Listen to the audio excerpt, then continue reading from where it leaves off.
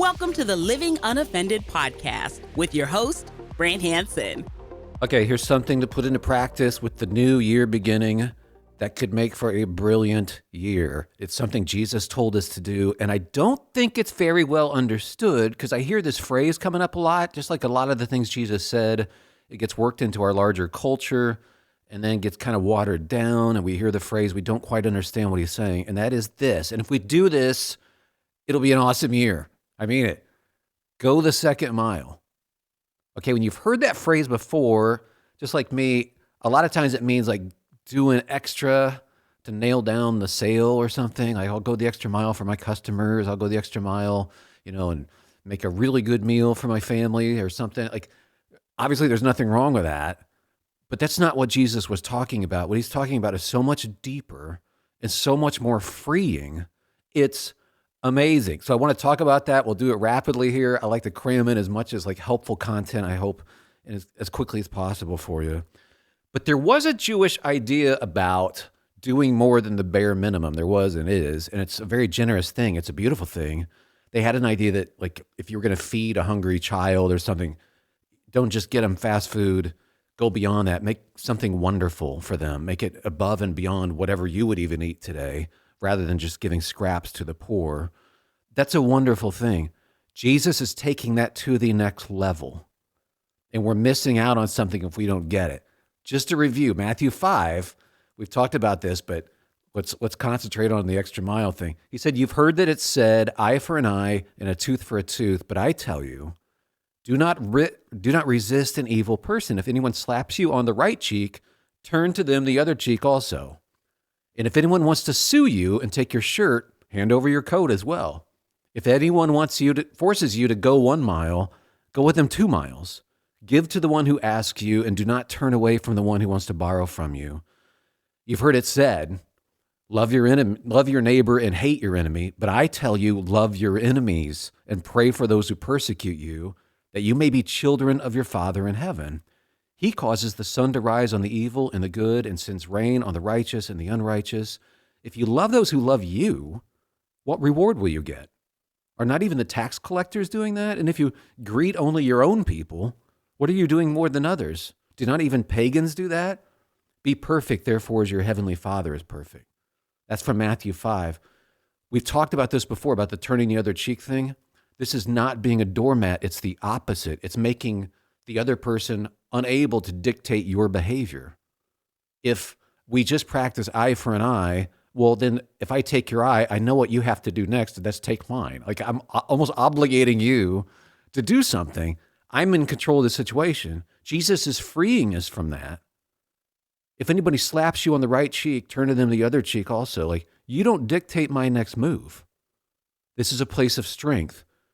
The second mile thing, you may know the context for this. It's really pretty remarkable. The Roman occupiers were able, by law, to say, I want you to carry my equipment. It's like a Roman soldier could just grab somebody and say, I want you to carry, a Jewish person, you have to carry my equipment for the next mile.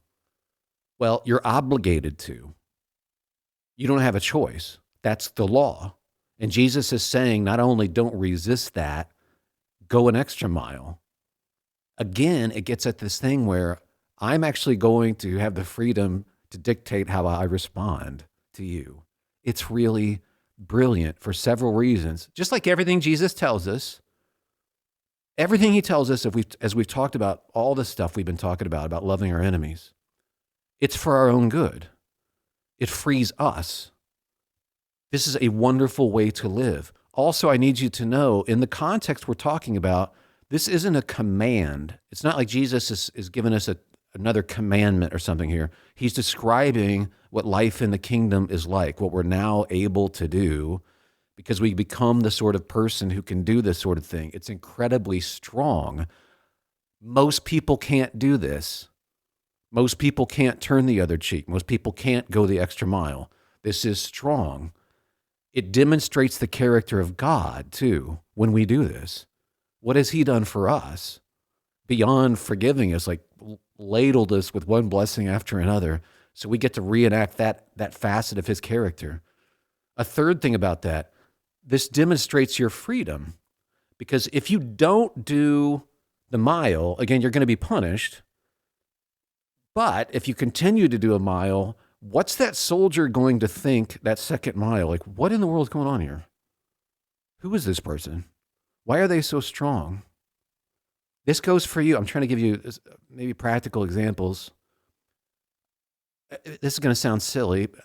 I've told this story before in one of my books, but a kid that was working out at our little gym in our community would bring in his loud music, and it bugged me. It was just the two of us. He would bring in his music and turn it up, and then he would lift without a shirt on, and he would grunt and stuff. It's just the two of us in there. Like, man, come on. I had it quiet in here. It was nice.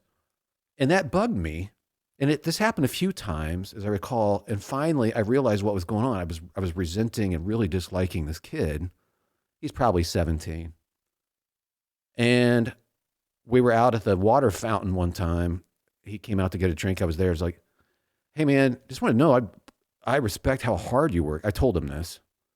I really respect how hard you attack your workouts. I gotta get some of that energy. That's really impressive. He's like, oh, thanks. And then he was super nice to me at that point. He's like, hey, do you want me to turn my music down? He was super nice. And I even saw him as a waiter at one of the local restaurants. I'm like, hey, man, what's up? But all this to say, it's a small thing, but this isn't me being nice to somebody I like. This is me complimenting somebody I don't. And then I have a heart change in real time, 180 degrees for this person. It may seem disconnected to you from the second mile, but it's not. We have people who bug us, but when we turn around and we bless them beyond just tolerating, for instance, it's a brilliant way to live. I'm no longer saddled with the bitterness with that kid. Instead, I'm rooting for him. My heart's in the right place. That's healthier too. I could give a lot of examples of this, but I bet you can think in your own life. Jesus is expanding this whole thing from just being super nice to nice people to going further for your enemies, for people actually bother you. And it frees your heart from the acid of bitterness and anger that otherwise is going to be there. It demonstrates God's love to yourself. You're actually seeing yourself act this out, and you watch how your heart changes as you go the second mile. You do more than what's required. I'm not just tolerating. Imagine doing customer service. Maybe that's your job, and there are people who are really annoying, but you're drawing from the strength of this, of abundance and life with God and his goodness and what he's done for you. And you just keep taking it for them and responding in a really thoughtful way to them, even though they don't deserve it. Like that's what we're talking about. It's the people that bug us. And that is not normal religion, by the way. If you think, well, all the religions teach this, they don't.